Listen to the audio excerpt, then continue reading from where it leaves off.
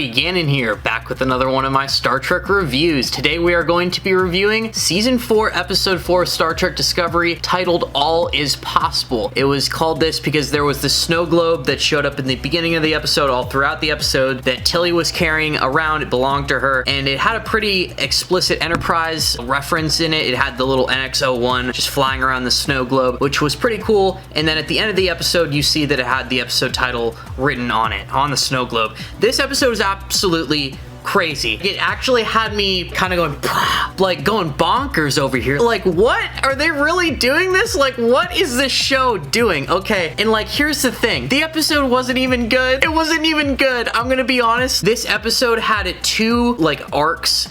One consisted of Tilly and Adira leading this group of really angsty, weird, unprofessional, and really not likable Starfleet cadets on this training mission. In the process, of course, because it's a freaking Star Trek episode, their shuttle gets hit by something. It goes haywire. I don't really remember exactly how. They land on this moon. They were supposed to go to this 1M class moon for a training exercise, but instead they went and they landed on an L class moon, which means that they could still breathe in the air, but it is extremely hazardous in volatile conditions. The other arc this episode was so bad and boring. Like, I have to be real. I have to be intellectually honest here. Michael Burnham and Saru go to Navarre to finalize Navarre finally joining the new, like, 32nd Century Federation. And what happens when they go down to Navarre, you learn that they're not, like, there by surprise. Admiral Vance is conveniently Ghost, okay? And they've been asked to actually attend this committee where they're supposed to finalize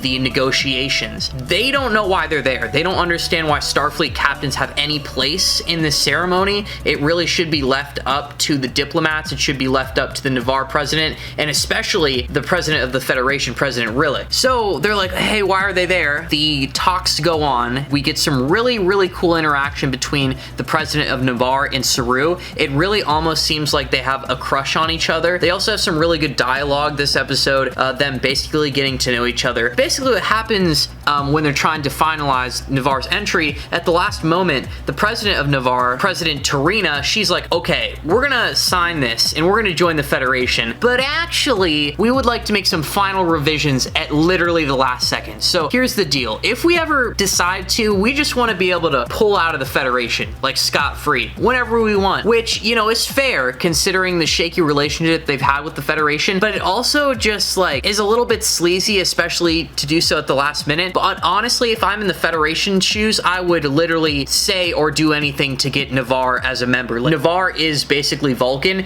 It is one of the core founding members of the Federation, and it is integral to its identity almost. If you don't have Navarre as a part of the Federation, I imagine it's going to be hard for the rest of the galaxy to take you seriously at that point. But anyways, President Rillick and President Tarina, they start arguing. Neither of them are willing to budge because they have a group of supporters, so they expect them to hold up certain expectations. They're not allowing them to budge, essentially. So to finish off this political arc that Michael Burnham and Saru are a part of, Michael Burnham asserts herself in this situation like the demigod she is. There is no situation where Michael Burnham cannot be useful, especially in a political one. She basically comes up with the idea to appease Navarre by choosing her as a neutral representative because she is both a citizen of Navarre, which is hilarious because she really, you know, was like born on Vulcan 800 years ago, so her citizenship on the planet of Navarre, to me personally, could slightly be in question, but she is basically now a neutral representative to both the Federation and Navarre. She is going to be that person who I guess they speak to in case they want to pull out or anything like that. It's basically just because everybody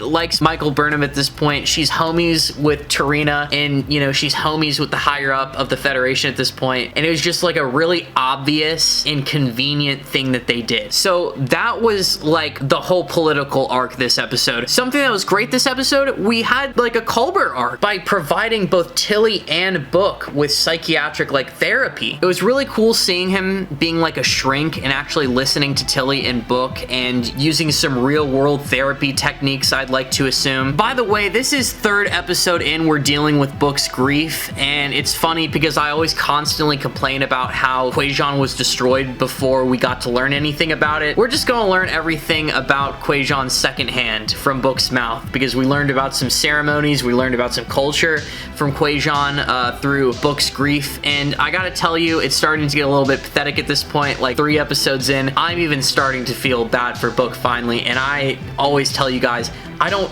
care that much about Book. Yeah, Culber was a therapist this episode. It was really cool. I've always liked Culber as a character. There was this really cool scene. Book finally started coming to terms with the exercise that Culber was trying to show him, and it got to a point where Culber was doing some unorthodox therapy techniques where he's starting to get a little bit personal about himself, and there was a point where Book was finally like asking Culber, like, do you want to talk about you? Do you want to talk about yourself? And Culber just looks at him and he's like, someday. And you know, honestly, that hit, bro. I do like Culber. He's one of my favorite cast members, but something that I'm about to get to, Discovery is so weird, bro. Like the thing that they decided to do at the end of this episode was so crazy, and I feel like I can only get there by explaining the TILLY arc. TILLY in this band of angsty, emo, very unlikable, by the way, cadets, Starfleet cadets, landed on this planet they shouldn't have been on. There was an organism on the planet that looked really cool and menacing. It was basically like this flesh-melting monster that was made up of a bunch of microorganisms that kind of came together and shaped and sculpted into this mass. It was really cool. Something that was not cool was just the acting of the Starfleet cadets. Like, the whole time I was watching the scene, I was basically comparing them to the children that Captain Picard got stuck in the turbo lift with on Captain Picard Day, except that I honestly like those children infinitely more than these corny-ass Starfleet cadets. One of them was named like Sasha, and she was hot, but that's about it. The other one was, I believe, a Tellurite. He was pretty piggish looking, and then obviously an Orion. The Orion was so cringe. Every piece of dialogue that came out of this kid's mouth was absolutely cringe. Like, I thought that Wesley Crusher at his academy days in his dialogue could be cringe from time to time, dude. That looked like, oh my gosh, who wrote this stuff? There gets to a point where the Orion and the Tellurite are beefing this whole time. They're in this volatile situation, but they just can't seem to get along. That's the theme of this mission, is that TILLY is kind of there to bring these cadets together and help them work together as a team, which is a little bit funny. I don't know why any of these tool bags thought that they can like join Starfleet Academy and become a member of Starfleet without having to like understand that you have to work with other people, especially people from different races that you might not like. So the Tellurite does not like the Orion because during the whole burn fiasco where he lived and his family got put into the territory where the Orion Syndicate was enslaving people and just doing bad stuff. So this Tellurite had major prejudice and major beef with the Orion cadet of the expedition. They were constantly fighting, but then it gets to the point where Tilly's like, yo, stop, okay? It's time that you two finally talk to each other. The Tellurite, he's like, yeah, man, my family were abused and we had our replicators stolen. I had to watch as my grandmother starved. My parents couldn't even help me bury her body because they were so hungry from allowing me to have their food. And then the Orion is just sitting there. It's like, Tilly's like, stop! Tell him! Because both Adira and TILLY conveniently read everybody's personnel file and they know exactly what's going on. And the Orion has to sit there and basically explain that his dad was this crazy activist who was against enslavement, spoke against the Orion Syndicate, and he also wrote this really important treaty or doctrine that helped the situation. And he died while practicing his activism. And I was just sitting there and I was thinking, like, they did not ease into that at all. They just kind of pulled it out of their rumpus, and it was just so cornily convenient, even for Star Trek. Like, oh my god, it really did seem like a child wrote that. Another thing, now that we're like talking about Adira as well, Gray needs to become like an actual character and not just this pet that sits in Adira's room that like they just kind of talk to and leave and forget about. Like, you've revived Gray, but Gray is still just not a character. Here's where I'm gonna get into rant territory. I don't know if there's really anything that else I want to talk about or explain to summarize the episode. Oh, something that I really really do want to say before I finally get to my rant and then probably rate and end this episode is that there was a scene when Michael Burnham, at the end of the episode, when they finally do come into an agreement, President Tarina and her have this conversation about last episode, about what consequences the Qowat Malat sister who murdered that one Starfleet commander and did a whole bunch of shiesty stuff last episode, what is actually going to become of her. Michael was really concerned about that. She really wants some kind of justice to be served. Tarina, while explaining to her what was going on, she said explicitly the Qowat Malat sister is going to attempt to make amends with the family of the slain Starfleet commander. And I just thought this was really cool as a viewer, because the thing is that like all politicians in real life will never say something so explicit. They'll never admit wrong or take fault or responsibility for anything. They're kind of professional liars. Very rare that you'll see like a politician come out and be like, oh yeah, this person was slain, they were murdered. This was really cool seeing President Tarina actually admit that. She's the whole ass president of all of Navarre, and she can sit there and say with a straight face, honestly, to Michael Burnham that Starfleet commander was slain. Anyways, they get off the moon. Tilly works her magic. She entices the cadets to get along. She teaches Adira some social skills, because Adira is also just one of those angsty cadets, but in ensign form. Big fucking like this episode is that Tilly, she had a discussion with Culber, also did some therapy session this episode, and it's been this reoccurring thought that she's just been kind of questioning her place, her position in Starfleet. She has this crazy, beautiful conversation with Michael Burnham. It's like the first part of the episode, like it invokes like real feelings from me, like I'm watching season 1 or 2 again, and then they go to this frame of Michael Burnham and Tilly together, and they're just like in their uniforms from the season 1, and dude, it actually invokes feelings. Reminds me of a time back when I was like actually super passionate about Star Trek Discovery. Oh my gosh, it was really good dialogue. They had a really good conversation, and it really warmed my heart. The big crazy is that Tilly decides to leave Discovery, and she decides to accept director, whatever his face is. I don't know. What's this guy's name? Oh yeah, his name's Kovich. Okay, also Kovich, by the way, in that scene with Philippa in the last season, and dude has just done jack shit since. This show is so weird about its characters. I don't know if it's possible to have like a good Star Trek show with this big of a cast, and you only do like 13 or 16 episodes. Like the reason Star Trek from the 90s was so good is because there was like 22 episodes on average per season, and every character, every cast member like showed up in almost every one. They had a big, decent bit of dialogue, and it actually felt like you learned about them. What the hell are they doing? Tilly is leaving, and she's going to teach at Starfleet Academy? The 3 cast members left that matter are Saru, Michael Burnham, and Tilly. They fuck off with Giorgio. They fuck Michael Burnham's previous love interest. They